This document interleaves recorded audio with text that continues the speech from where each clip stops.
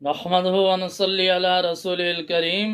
اما بعد فاعوذ بالله من الشیطان الرجیم بسم اللہ الرحمن الرحیم۔ برادران اسلام، انشاءاللہ آج کی مجلس میں آپ حضرات کے سامنے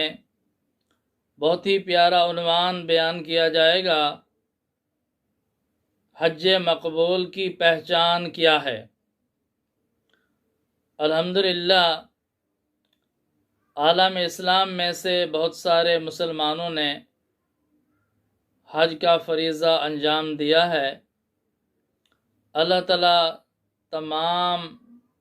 حجاج کرام کے حج کو شرف قبولیت عطا فرمائیں۔ لیکن ایک سوال ہے کہ حج مقبول کی پہچان کیا ہے؟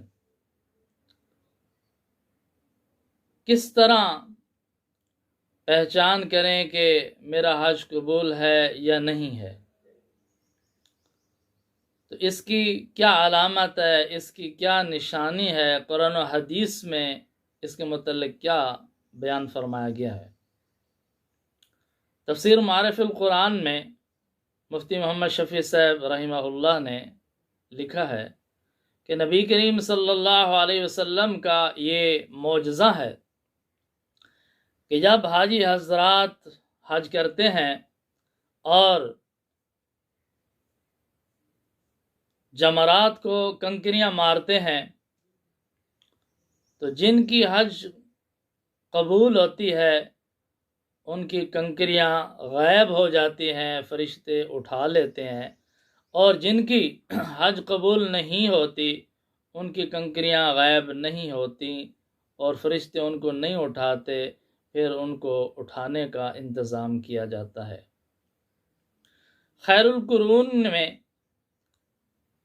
کنکریاں اٹھانے کا خاص انتظام نہیں تھا۔ حاجی حضرات حج پہ جاتے، حج کرتے اور یہ جمرات کو کنکریاں مارنے کا عمل بھی سر انجام دیتے، لیکن اس میں سے اکثر کنکریاں غائب ہو جاتی، یعنی فرشتے ان کو اٹھا لیتے تھے۔ تو یہ اس بات کی علامت تھی کہ جن کی کنکریاں غائب ہو جاتی ہیں، جن کی کنکریوں کو فرشتے اٹھا لیتے ہیں، تو ان کی حج قبول ہے، اللہ کے دربار میں مقبول ہے، اور جن کی کنکریاں غائب نہیں ہوئیں، فرشتوں نے نہیں اٹھائیں، تو اس بات کی علامت ہے کہ ان کی حج قبول نہیں ہوئی۔ خیر القرون میں تو الحمدللہ ایسا ہوتا تھا کہ اکثر لوگوں کی حج قبول ہوتی تھی اور کنکریاں غائب ہو جاتی تھیں، ان کو اٹھانے کا کوئی اہتمام نہیں تھا۔ لیکن بعد میں یہ سعودی حکومت کو انتظام کرنا پڑا کہ کنکریاں اٹھانے کا انتظام کیا جاتا ہے،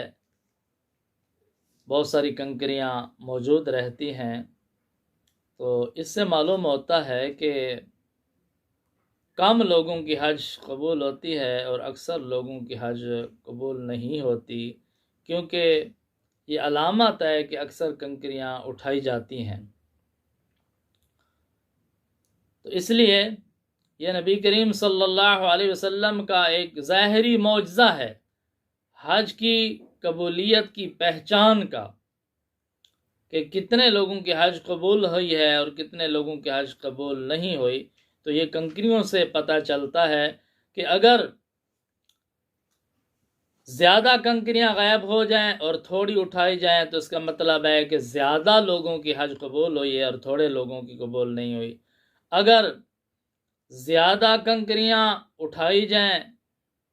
اور تھوڑی کنکریاں غائب ہوں تو اس کا مطلب یہ ہوگا کہ تھوڑے لوگوں کی حج قبول ہوئی ہے اور زیادہ لوگوں کی حج قبول نہیں ہوئی۔ یہ تو ایک اجتماعی علامت ہے کہ اکثر لوگوں کی حج قبول ہوئی ہے یا نہیں ہوئی، لیکن ایک دوسری علامت ہے جو مفسرین حضرات نے، مشائخ حضرات نے، اولیاء اللہ کرام نے بیان فرمائی ہے، وہ یہ ہے کہ جب حاجی حضرات حج بیت اللہ کر کے تمام ارکان مکمل کر کے واپس گھر آ جاتے ہیں، اب دیکھنا ہے کہ ان کی زندگی میں کتنی تبدیلی آئی ہے۔ اگر ان کی زندگی میں انقلاب آ گیا ہے، تبدیلی آ گئی ہے، گناہوں والی زندگی انہوں نے چھوڑ دی ہے، اللہ تعالیٰ کی فرما برداری اختیار کر لی ہے، نیکی والی زندگی اختیار کر لی ہے، ان کے اعمال میں تبدیلی آ گئی ہے کہ پہلے جو گناہوں والے اعمال کرتے تھے ان کو چھوڑ دیا، آخرت کی فکر لگ گئی، نیک اعمال کی فکر لگ گئی، ان کی زندگی میں، ان کے اعمال میں، ان کے کردار میں تبدیلی آ گئی، نیکی کی طرف بڑھ گئے، رجحان نیکی کی طرف بڑھ گیا، نیک اعمال اختیار کر لے، گناہوں سے اپنے آپ کو بچا لیا، بچنے کی پوری کوشش کر لی، تو سمجھ لو یہ اس بات کی پہچان ہے، علامت ہے کہ اس آدمی کی حج انشاءاللہ قبول ہے۔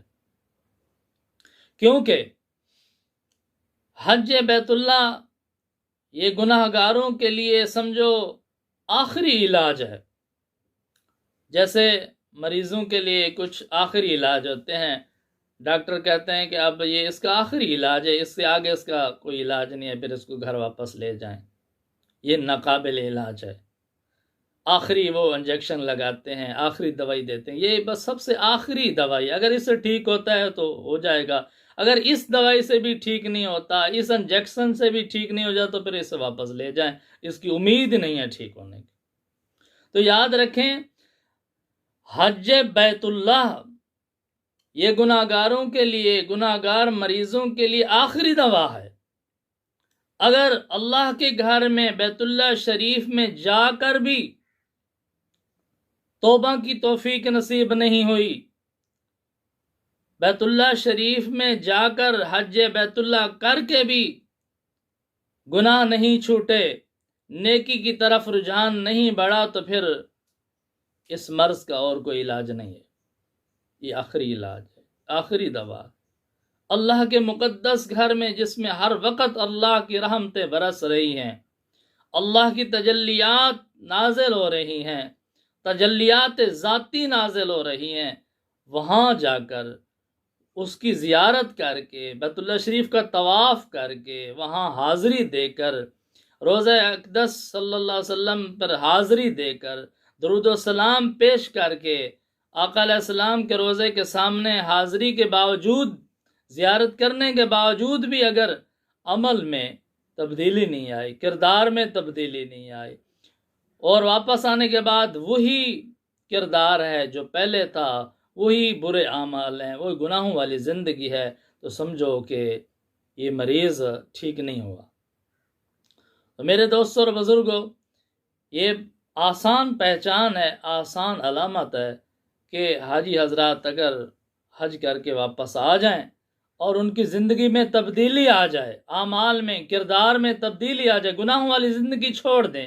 نیکی والی زندگی اختیار کرنا شروع کر دیں، تو سمجھ لیں کہ ان کی حج اللہ کے دربار میں قبول ہو گئی ہے، ان کی توبہ قبول ہو گئی ہے، اور یہ اس کے اثرات ہیں کہ گناہوں والی زندگی انہوں نے چھوڑ دی ہے اور نیکی والی زندگی اختیار کر لی ہے۔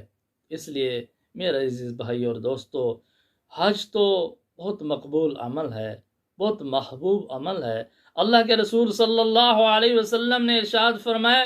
کہ جو حج مبرور ہے، حج مبرور کا جنت کے علاوہ اور کوئی بدلہ نہیں ہے، اس کا بدلہ صرف جنت ہے۔ لیکن حج مبرور کس کو کہتے ہیں؟ حج مبرور اسے کہتے ہیں جو گناہوں سے پاک ہو، حج کرتے وقت کوئی نافرمانی نہ کی جائے، کوئی گناہ نہ کیا جائے، کوئی ظلم نہ کیا جائے، کسی پر زیادتی نہ کی جائے، جو گناہوں سے پاک حج ہو وہ حج مبرور ہوتا ہے، اور اللہ کے دربار میں وہی قبول ہوتا ہے۔ تو حج کرنے کے بعد پھر ایک نئی زندگی کا آغاز ہوتا ہے۔ تو حاجی حضرات کو چاہیے کہ اللہ تعالیٰ نے بہت احسان فرمایا، انعام فرمایا، حج بیت اللہ کی توفیق عطا فرمائی، تو اللہ نے توبہ کی توفیق عطا فرمائی، تو آنے والی زندگی کا خیال رکھیں، آئندہ اپنے اعمال پہ نظر رکھیں، عقائد پہ نظر رکھیں، اپنے عقائد قرآن و سنت کے مطابق رکھیں، اپنے اعمال کو نبی کریم صلی اللہ علیہ وسلم کی سنت کے مطابق ڈھالنے کی کوشش کریں، اور اپنے کردار میں تبدیلی لائیں، عمل میں تبدیلی لائیں، گناہوں والی زندگی چھوڑ دیں، نیکی والی زندگی اختیار کریں، تو انشاءاللہ ایک نئی زندگی ہوگی اور آپ کا نیا نام اعمال تیار ہوگا، اور پھر اس کی حفاظت بھی کرنی ہے مرتے دم تک۔ تو اللہ تعالیٰ تمام حجاج کرام کی حج کو قبول فرمائے، کمی بیشی کو معاف فرمائے، اور شرف قبولیت عطا فرمائے۔ وآخر دعوانا ان الحمد للہ رب العالمین۔